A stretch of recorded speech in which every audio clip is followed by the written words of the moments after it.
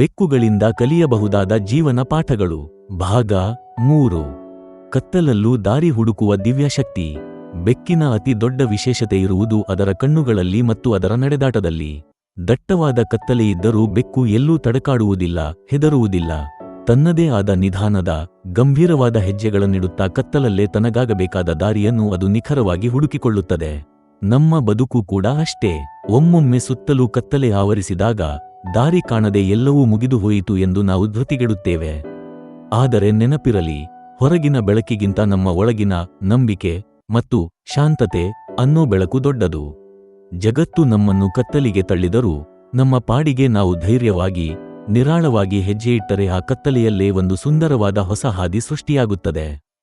ಬಿರುಗಾಳಿ ಮುಗಿದ ಮೇಲೆ ಸಿಗುವ ಆ ಪ್ರಶಾಂತ ಬೆಳಕೆ ಇದಕ್ಕೆ ಸಾಕ್ಷಿ. ಇದು ಆತ್ಮೀಯ ಮಾತು.